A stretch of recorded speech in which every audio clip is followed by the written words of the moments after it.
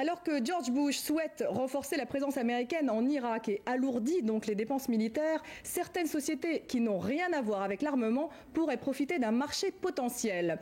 L'entreprise française CIS, dont le siège est à Marseille, est spécialisée dans le ravitaillement en milieu hostile, guerre, chantier pétrolier ou gazier. Et ça marche, son chiffre d'affaires a grimpé de 66% sur l'exercice 2006. Reportage à Marseille de Didier Turquet et Jean-René Duchman.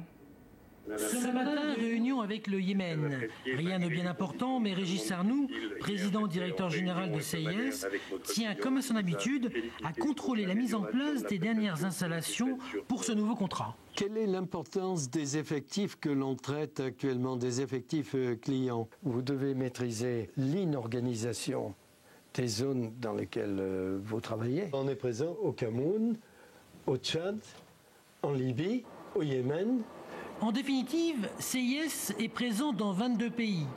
L'aventure a débuté il y a une quinzaine d'années. Le secteur d'activité est peu connu des investisseurs, mais le concept séduit.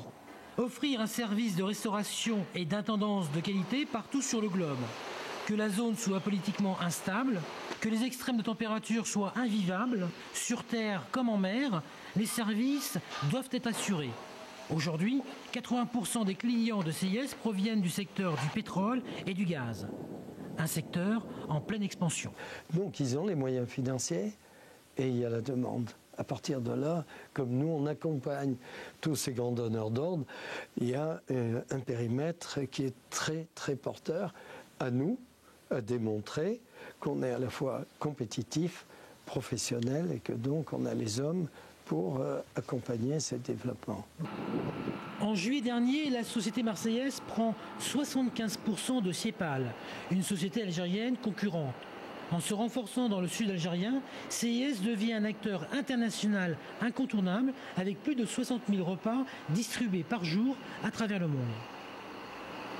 Je tenais à rester à Marseille et j'ajouterais à rester en France.